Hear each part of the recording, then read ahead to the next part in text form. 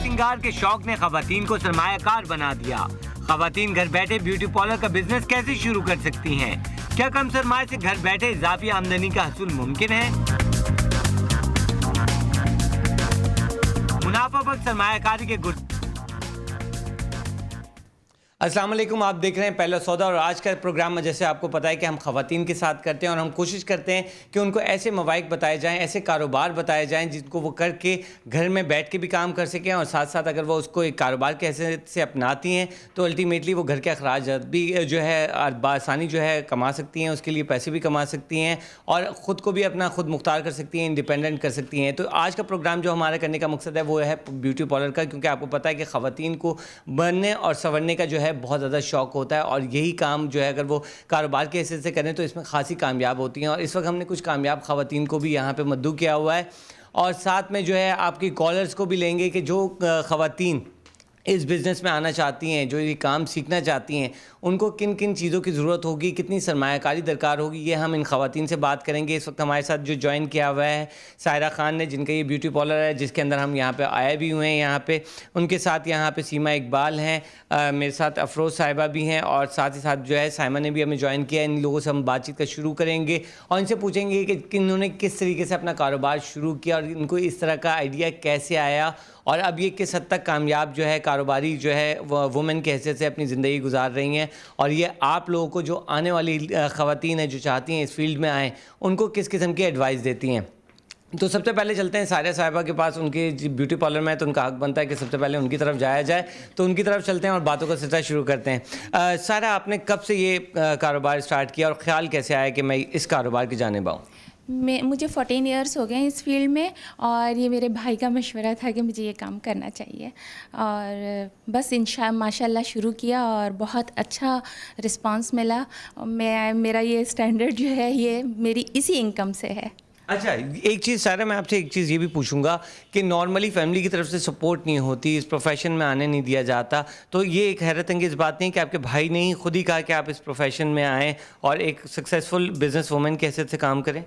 हाँ बिल्कुल, ये बहुत अच्छी बात। वैसे मेरी फैमिली में ऐसा कुछ नहीं है, लेकिन जिन फैमिलीज़ में अगर इस तरह समझा जाता है कि ख़वातीन को इस फील्ड में नहीं आना चाहिए, तो मेरी ओपिनियन ये है कि बिल्कुल आना चाहिए और उन ख़वातीन को तो ख़ास तौर से आना चाहिए जो चार दीवारी में रह कर काम करना चाहती हैं। ठीक है। अच्छा सीमा साहब, आपने कब से काम ये शुरू किया और किस तरीके से शुरू किया, थोड़ा सा ये बताइएगा। अनप्रोफेशनली तौर पे तो मुझे 35 इयर्स हो रहे हैं, लेकिन प्रोफेशनली जो मैं मुस्तकिल तौर पे आई जनवरी 92 में। अब इंशाल्लाह जनवरी सन 12 में मतलब मुझे 20 साल हो जाएंगे कंप्लीट। यानी 20 साल हो गए। अच्छा, जब आपने ये काम शुरू किया था इनिशियली, उस वक्त कितनी आपने इन्वेस्टमेंट की थी? जब आप इसको एक तो पहले तो आप किस तरीके से कर रही थी, थोड़ा सा ये बता दें, और जब आपने इसको एक कारोबार के हैसियत से स्टार्ट किया तो कितनी इन्वेस्टमेंट आपने की? उस वक्त जो मैंने की थी इनिशियली तौर पे, क्योंकि बहुत छोटे पैमाने पे मैंने किया था घरेलू सतह पे, तो 50,000 मैंने इन्वेस्ट किए थे उस वक्त। कितने साल पहले आपने किए थे? 20 इयर्स। 20 इयर्स पहले, यानी कि फिर यानी कि खासी मालदार खातून है आप। वो इसलिए कि मेरे हस्बैंड जो है सऊदी अरब में जॉब करते थे और मैं भी ज़्यादातर वहीं रही हूँ। ठीक है। अच्छा, यहाँ पे हम दीगर ख़वातीन से भी बात करते हैं जो काम करती हुई नज़र आ रही हैं। अफरोज़ साहिबा के पास भी चलेंगे और साथ में साइमा भी हमारे साथ खड़ी हैं। साइमा, आप बताएं कि आपने जब ये शुरू किया कितने साल पहले किया और कुछ इन्वेस्टमेंट कितनी आपको दरकार हुई अपना कारोबार स्टार्ट करने के लिए? मैंने तो अभी मतलब रिसेंटली ज्वाइन किया है अभी ये, और मैंने तो अभी सीखा है। अभी इंशाल्लाह ताला मैं अपना शुरू करूँगी। तो उसके लिए आपने क्या काम कर रही हैं, किस तरह आपने सीखने की तरफ किस तरह गई हैं? मतलब मेरा खुद बचपन से एक तो शौक था कि मतलब मैं खुद अच्छा सीखूं, बनूं, संवरूं, अपने आप को एक अच्छा एक गेटअप दूं अपना हमेशा। और उसके बाद फिर जब मेरी शादी हुई, बच्चे हुए, तो उसके बाद जब मैं फ़ारिग थोड़ा सा मैंने महसूस किया तो मैंने अपना ये कोर्स किया है और उसके बाद इंशाल्लाह ताला मैं अपना खुद खोलने का इरादा रखती हूँ। अच्छा, कोर्सेज़ का थोड़ा सा बताएं साइमा, के कोर्सेज़ किस तरह के ज़रूरी होते हैं करना कि वो कोर्सेज़ आप कर लें और कितने पैसे दरकार होते हैं, ताकि हमारी ख़वातीन को ये भी पता चल जाए कि अगर कहीं से कोर्सेज़ करवाए जा रहे हैं तो कितने, क्योंकि लोगों के ज़हनों में होता है कि अगर मैं कोर्सेज़ करने जा रही हूँ तो कहीं 4,000 5,000 फ़ीस तो नहीं होती इसकी? नहीं, ये तो अपने डिपेंड्स करता है ना। किसी भी अच्छे मतलब आप पार्लर में जाएंगे तो आपका मतलब 5 से 10 तो लगेगा ही लगेगा। और अपना अच्छी चीज़ आप जितना कहते हैं ना गुड़ डालो उतनी चाय अच्छी मीठी होगी, उतनी चीज़ अच्छी बनेगी। आप जितने अच्छे पार्लर से करोगे, एक ब्रांडेड चीज़ आपके पास करोगे तो आपके पास खुद भी वो तजर्बा भी आपके पास आएगा। और आप अपने आप को मतलब आप किसी को भी बताओगे कि मैंने फ़लाँ पार्लर से सीखा है तो लोग इंप्रेस होते हैं कि आप इतने अच्छे पार्लर से सीख कर आए। ठीक है, यानी कि इनका कहने का मकसद है जितना मेकअप लगाएंगी उतना ज़्यादा खूबसूरत नज़र आएंगी। ठीक है ना। अच्छा अफरोज़ साहिबा, आपसे मैं पूछूंगा आपने ये कब स्टार्ट किया और कैसे ये ख्याल आया कि मैं भी यहाँ पे अपना कारोबार का आगाज़ करूँ और अपने घर वालों का साथ दूँ? बस मैं बाजी को देखती थी टीवी पे, तो मेरा भी दिल चाहता था मैं भी इसी तरह थोड़ा बहुत जो है वो करूँ। तो इस तरह मैंने फिर बाजी के यहाँ पे ज्वाइन किया और फिर। अच्छा, ज्वाइन करके इन्होंने कितनी फ़ीस ले ली, ज़रा ये तो बता दें। ज़्यादा नहीं ली, मेरे हिसाब से तो सही ली है। कितनी ले ली फिर? सिखा दिया उन्होंने मुझे उसके हिसाब से। अच्छा, कितनी ड्यूरेशन लगी? अभी आपने पूरा कम्प्लीटली सीख लिया है या अभी भी आप सीख रही हैं? बस अभी भी मैं उसमें ही हूँ। अभी बाजी जितना तो वही ज़ाहिर है नहीं हो सकता, लेकिन माशाल्लाह से बहुत अच्छा है। मुझे बहुत अपने ऊपर फ़ख्र होता है कि मैं यहाँ आ गई। ठीक है। अच्छा सायरा, मैं आपकी तरफ आऊँगा। यहाँ पे सीमा ने भी हमें ज्वाइन कर लिया, तो सीमा की तरफ पहले चलते हैं। फौजिया इनका नाम है। फौजिया से हम बात करते हैं। फौजिया, आप कब से इस फील्ड के अंदर हैं? मुझे एटलीस्ट 8 ईयर्स हो चुके हैं यहाँ पे इस फील्ड में, और मैं 8 ईयर्स से बाजी के साथ ही हूँ। मैंने इन्हीं से सीखा था और अभी भी प्रैक्टिस भी इन्हीं के पास कर रही हूँ। तो आपको ख्याल नहीं आया कि आप अपना भी कारोबार शुरू करें? इनको देखते हुए जब आपसे इतनी ज़्यादा इंस्पायर हैं इनसे, तो आपको भी तो चाहिए था ना कि अपना भी कोई काम शुरू कर लेती? नहीं, क्योंकि मैं अनमैरिड हूँ इसलिए मुझे कभी अपना खोलने का ख्याल आया नहीं। अब मैरिड हो जाती हूँ तो फिर इंशाल्लाह ताला कुछ करूँगी, क्योंकि इस फील्ड में गेन करने का बहुत मार्जिन है। ठीक है। अच्छा सायरा, मैं आपकी तरफ आऊँगा। आप बहुत सारी ख़वातीन हैं जो इस फील्ड में आना चाह रही होती हैं।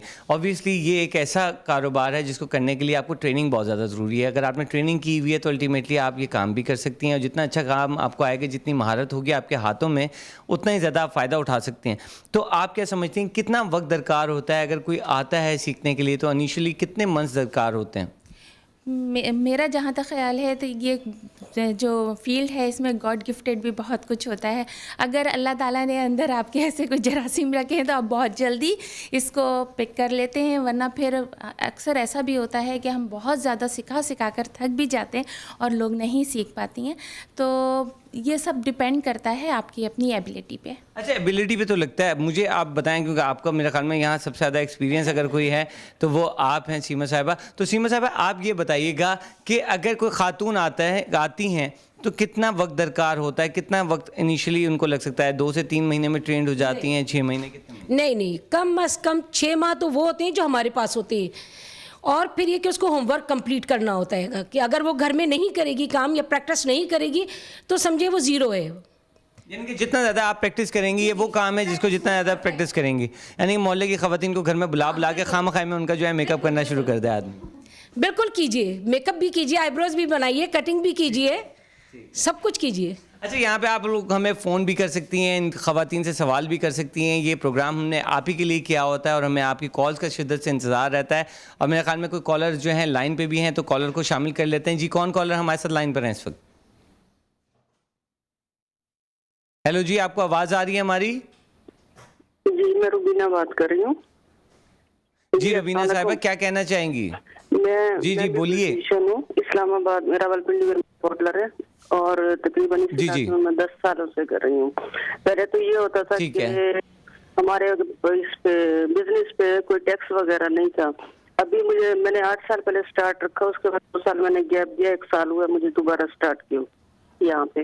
तो अब ये है कि इनकम टैक्स से आपके प्रोग्राम के हवाले से मैं बात करना चाह रही थी कि इन कम अज कम ख्वातीन को इनकम टैक्स से छूट देना, या फिर देखेंगे पार्लर का कितना बिजनेस है, किस हिसाब से है। अभी हम बैनर लगाते हैं तो साथ ही कमेटी वाले आ जाएंगे, बोर्ड लगाएंगे तो कमेटी वो टैक्स देने पड़ते हैं। अपनी दीवार पे अपना बैनर लगाने पे टैक्स देने बिल्कुल बिल्कुल तो ये इसके ऊपर भी हम बात कर लेंगे।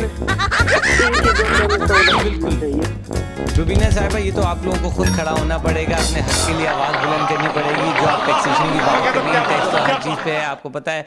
रोटी कपड़ा मकान हर चीज़ के ऊपर ही अब तो टैक्स लग गया है। कोई भी चीज़ जो है टैक्स से मुस्तस्ना नहीं है। अब इस वक्त हुआ है छोटी सी ब्रेक का, ब्रेक पे जाएंगे, ब्रेक के बाद फिर वापस आएंगे और ख़वातीन से अपनी बातों को सिलसिला जारी रखेंगे और ख़ास तौर पर इनसे पूछेंगे कि नई ख़वातीन जो आना चाहती हैं, जो इस कारोबार से मुंसलिक होना चाहती हैं, उनको क्या करना चाहिए। देखते रहिए पहला सौदा।